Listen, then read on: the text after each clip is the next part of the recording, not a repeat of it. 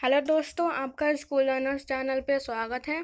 आज हम क्लास 8 का इंग्लिश बुक का दूसरा चैप्टर पढ़ेंगे। उसकी समरी पढ़ेंगे। The tsunami. भूमिका। इस भाग में हमें कुछ महत्वपूर्ण और प्रेरक घटनाएं मिलती हैं। ये वे घटनाएं हैं जो तब घटी जब सुनामी ने भारत के कुछ भागों को तबाह किया। ये कहानियाँ अंडमान और निकोबार द्वीपों से संबंधित है। अभागा इग्नेशियस। पहली कहानी इग्नेशियस के बारे में है। भूचाल का एहसास कर उसकी पत्नी ने उसे प्रातः 6 बजे जगा दिया। भूचाल से बचाने के लिए इग्नेशियस ने टेलीविज़न को ज़मीन पर रखा। फिर परिवार के सारे सदस्य बाहर दौड़े। जब भूचाल के झटके बंद हुए तब उन्होंने समुद्र में उफान देखा। इससे वे भ्रमित हो गए। वे दौड़े परंतु विपरीत दिशाओं में। उसकी पत्नी बह गई। उसके दोनों बच्चे भी उस पत्नी के पिता और भाई के साथ बिछड़ गए। इस प्रकार इग्नेशियस ने सुनामी में अपनी पत्नी, 2 बच्चों, अपने ससुर और अपने साले को खो दिया। बहादुर संजीव। संजीव पुलिस का सिपाही था। उसने स्वयं को, अपनी पत्नी और अपनी शिशु पुत्री को बचा लिया था। तभी उसे सहायता को पुकारती चीखें सुनाई दी। यह जॉन की पत्नी थी। जॉन गेस्ट हाउस का रसोइया था। उसे बचाने के लिए संजीव पानी में कूद गया। वे दोनों बह गए और डूब गए। भाग्यवान मेघना। मेघना 13 वर्ष की थी। वे अपने माता पिता व 77 अन्य व्यक्तियों के साथ बह गई। उसने लकड़ी के एक दरवाजे को पकड़ लिया और उसके ऊपर 2 दिन तक तैरती रही। एक लहर के साथ वह किनारे आ गई और वह बच गई। अल्मास की त्रासदी। अल्मास 10 वर्ष की थी।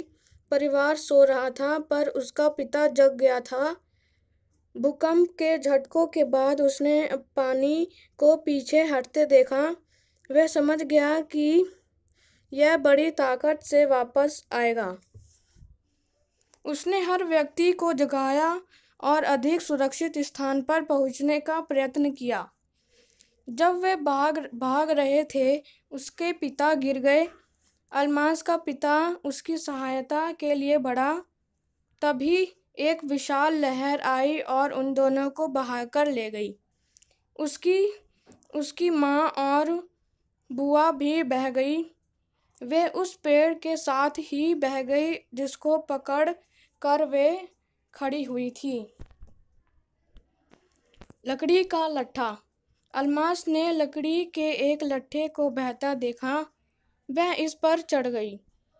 फिर वह मूर्छित हो गई। जब उसकी आँख खुली तब वह कमोटा के अस्पताल में थी। बुद्धिमान टिली। यह कहानी थाईलैंड की है। टिली का परिवार क्रिसमस मनाने के लिए इंग्लैंड से थाईलैंड आया था। यह 26 दिसंबर की बात है। वह अपने परिवार के साथ समुद्र तट पर खड़ी थी। टिली और उसकी माँ पेनी स्मिथ दोनों ने पानी को उठता हुआ देखा। समुद्र तट प्रतिक्षण छोटा होता जा रहा था। उन्होंने देखा कि समुद्र धीरे धीरे ऊपर उठ रहा है और उसमें झाग बन रहा है। टिली ने समुद्र के अंदर भवंडर बनते देखा। बुरे चिन्ह। टिली की माँ इन संकेतों से डरी नहीं। टिली को वह वीडियो याद आया जो उसकी भूगोल टीचर ने 2 सप्ताह पूर्व कक्षा में दिखाया था। उसे लगा कि ये निश्चित रूप से सुनामी के संकेत थे। वह चीखी और अपने परिवार को समुद्र तट से दूर जाने को कहा। माँ को कुछ आतंक नजर न आया पर उसे लगा कि उसकी बेटी की बात ठीक होगी। रक्षक टिली। टिली के माता पिता उसे और उसकी बहन को होटल के स्विमिंग पूल में ले आए। उनके साथ बहुत से अन्य लोग भी समुद्र तट से दूर चले गए। तब ऐसा हुआ मानो सारा समुद्र उनके पीछे पीछे आ गया था। परिवार ने होटल की तीसरी मंजिल में शरण ली। उस भवन ने सुनामी की शक्ति का सामना सफलतापूर्वक कर लिया। अगर ये लोग समुद्र तट पर रुक गए होते तो मर गए होते। पशु दृष्टि। कुछ लोगों का विश्वास है कि पशुओं के पास छठी इंद्रियां होती हैं। सुनामी से 1,50,000 लोगों की मृत्यु हुई, किंतु केवल कुछ पशु ही मरे। श्रीलंका के याला नेशनल पार्क में 60 पर्यटक सैलानी बह गए, परंतु केवल 2 पशु मरे। उसी पार्क में लोगों ने देखा कि सुनामी के आक्रमण से लगभग 1 घंटा पहले ही 3 हाथी बीच से दूर भाग रहे थे।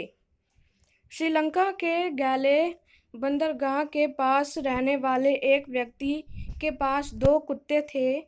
सुनामी के घातक दिनों को उन्होंने अपने मालिक के साथ समुद्र तट पर जाने से इनकार कर दिया, अतः मालिक भी रुक गया। इस प्रकार कुत्तों ने उसका जीवन भी बचा लिया। तो यहाँ पे हमारा ये चैप्टर ख़त्म होता है। तो अगर आपने अभी तक इस वीडियो को लाइक नहीं किया है तो इस वीडियो को जल्दी से लाइक कर दें और हमारे चैनल स्कूल लर्नर्स को सब्सक्राइब कर दीजिए और बगल में बेल आइकन को प्रेस कर दीजिए। Thanks for watching.